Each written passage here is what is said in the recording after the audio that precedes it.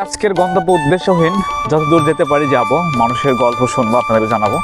এখানে একটি সেলো মেশিনের আওয়াজ শুনছি এবং এখানে কিছু তামাক চাষি রয়েছেন, তাদের সাথে আমরা কিছু কথা বলবো। দেখেন কত সুন্দর রাস্তা, দুর্বা ঘাস এবং দুপাশে ফসল, এবং কি এক পাশে হয়েছে ভুট্টার চাষ, এটা হচ্ছে ভুট্টার চাষ, আর এই পাশে হয়েছে তামাক চাষ। এই অঞ্চলের মানুষের সাথে কথা বলে যতটুকু জানতে পারলাম, এবারই প্রথম এখানে তামাকের চাষ করা হয়েছে। একজন তামাক চাষির সাথে এখন কথা বলবো, দেখা যাক তাকে পাই কিনা। আমি এর পূর্বে কখনো তামাক গাছ দেখিনি, চাষও দেখিনি, এই প্রথম দেখতে পাচ্ছি। তামাক গাছ কিন্তু অনেক মানে মানে পুষ্টিকর দেখতে পাচ্ছি, পুষ্টি এরকম মনে হচ্ছে, এবং গাছের পাতাগুলো অনেক বড়। আমি এখানে একজন দক্ষ তামাক চাষির সাথে কথা বলার চেষ্টা করছি, দেখি এরকম কারো দেখা পাই কিনা যারা তামাক চাষ করছেন। তাদের কাছ থেকে আসলেও জানার চেষ্টা করো এটা কীভাবে সংগ্রহ করা হয়, কিভাবে কখন তুলে ফেলা হয়, কতদিন সময় লাগে, কী পরিমাণ খরচ হয়ে থাকে, এই বিষয়টা তাদের কাছে জানবো। আর এদিকে যত দূর চোখ যাচ্ছে, আমি যদি আপনাদের একটু ড্রোনের চোখে দেখাই, যত দূর চোখ যাচ্ছে দেখতে পাচ্ছেন শুধু তামাক চাষ হয়েছে, শুধু তামাক চাষ হয়েছে। এখানে বোঝা যাচ্ছে যে কৃষকেরা অনেকটা লোভে পড়ে এই চাষাবাদে তারা চলে আসছেন, আমি হয়তো কথা বলে জানতে পারছি। এবং এখন আমি একজন কৃষকের সাথে কথা বলার চেষ্টা করব।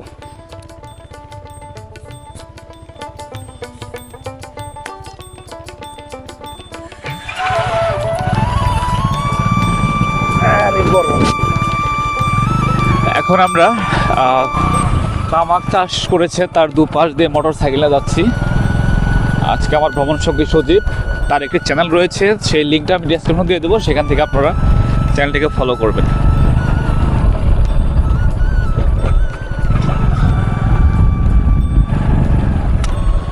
আমি এখন দেখতে পাচ্ছি তামাক চাষিরা হয়তো বা কাজ করছেন এখানে, তাদের সাথে একটু কথা বলবো।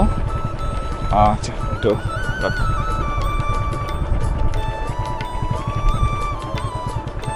আসসালামু আলাইকুম, কেমন আছেন ভাই? আপনার সাথে একটু কথা বলা যাবে? আপনাদের বাড়ি কি জগৎপুরাতেই? আচ্ছা, তামাক চাষ নিয়ে একটু কথা বলতাম আর কি, কেমন লাভ, কীভাবে চাষ করতে হয়, এই বিষয়গুলো জানার জন্য। একটু কাইন্ডলি আসবেন এদিকে, মনে হয় ভিতরে পানি, যদি আসতে একটু উপকার হতো। আমি এখানে দেখতে পাচ্ছি তিনজন তামাক চাষি ভাই, তারা তামাক খেতে কাজ করছেন। তাদের কাছে জানার চেষ্টা করব তামাক চাষটা কীভাবে আসলে করতে হয়। আসলে আমি লাইফে একটু দিকে দাঁড়ান, আমার লাইফে কখনো তামাক চাষ দেখি নাই। একটু দিকে আমি এর পূর্বে দেখেছি, মানে রংপুর ওইদিকে মনে চাষ হয়ে থাকে, এটা যতটুকু আমি জানি ওদিকে বিখ্যাত। তো এটা কি আপনারা প্রথম চাষ করছেন? না না, এর আগে চাষ হয়েছে, গত বছর চাষ হয়েছিল, এবার দ্বিতীয়বার।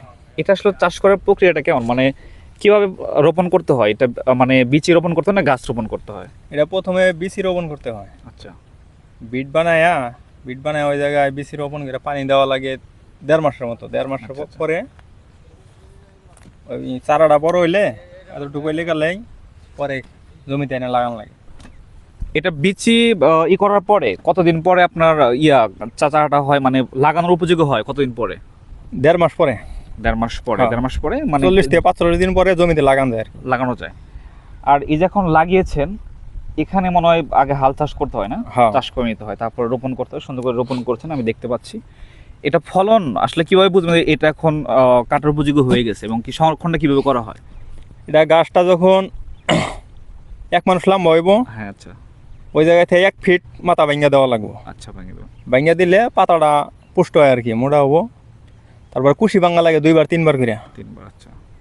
তারপর পাতাটা সঙ্গে বাতি হবো, বাতি হলে তো বোঝা যায় এটা কালার আয়া পড়ছে, মানে একটা কালার হয়ে যায়। হ্যাঁ, আচ্ছা আচ্ছা। পরে পাতাটা ভাঙ্গা গুনা দিয়া গাইতে গাইতে শুকান লাগবে। আচ্ছা, একটা বিষয় যে এটা রোপণ করার পরে জমিতে, তাহলে কত মাস পরে অথবা কতদিন পরে আপনি মানে তুলে ফেলবেন জমি থেকে? এটা বিচি থেকে শুরু করে 7 মাস, 7.5 মাস সময় লাগে। 7 মাস সময় লাগে না? তাহলে এখন কত মাস চলতেছে এই জমিটার? এটা বর্তমান বিচির থেকে 5 মাস চলতেছে। 5 মাস, তার মানে চৈত্র মাসে মনে হয় তুলে ফেলবেন না? এরপর এটা পাতা শুকানোর পরে এটা পরে প্রক্রিয়াজাত করে পাঠিয়ে দেওয়া হবে না? এটা কি আপনারা এখানেই করবেন? হ্যাঁ, এই জায়গাতেই এই যে করুন। এখন আমাকে বলবেন যে ধান চাষের চেয়ে কালা এই চরে তো অনেক কিছু চাষ হয়ে থাকে। হ্যাঁ। দেখলাম বাদাম চাষ হয়েছে, তারপরে ফ্যাশরি কালায় চাষ হয়েছে, ভুট্টা চাষ হয়েছে। ধরেন মানে এক পাখি জমিতে, মানে 30% এক পাখি আমরা বলে থাকি, যে পরিমাণ ভুট্টা চাষ হবে, যে পরিমাণ লাভবান হতে পারবেন, সেই ক্ষেত্রে তামাক চাষে কি পরিমাণ খরচ হবে আর লাভবান কেমন হতে পারবেন এই তামাক চাষে? তামাক চাষে গত বছর খরচা হয়েছে 36-37 হাজার টাকা। মানে 30% জমিতে হ্যাঁ। বিঘা। হ্যাঁ, আচ্ছা। আর এবার বিঘাতে খরচ হবো আপনার 40+45 কাছাকাছি। আপনার কি বর্তমান সারের দাম বেশি, গত বছর সার কেনা হয়েছিল 1100 টাকা করে, এবার সার 1700 টাকা করে সার কিনছি। আচ্ছা আচ্ছা। একই সার, খরচটা ডাবল। আর সেই ক্ষেত্রে আমি বলতে চাচ্ছি, ধরেন যে কি পরিমাণ প্রফিট আসবে, কত টাকার বিক্রি করতে পারবেন, আর আর মন কত করে এই ইয়ের তামাক এটা 210 টাকা 15 টাকা কেজি দেয় কেজি? তার মানে শুকানোর পরে একদম তেজপাতা যেমন শুকায় ওইভাবে শুকায় দেওয়া লাগবে পেডি করে। 1 বিঘা জমিতে কত মন হয়ে থাকে, পাতা হয়ে থাকে, তামাক পাতা পাওয়া যায়? বালা তামাক হইলে 9 মন। 9 মন না? হ্যাঁ। তাহলে 200 টাকা কেজি হলে তাহলে আপনার কত টাকা মন হচ্ছে? ওই দেখা যায় যে বিঘাতে 8,000 টাকা মন।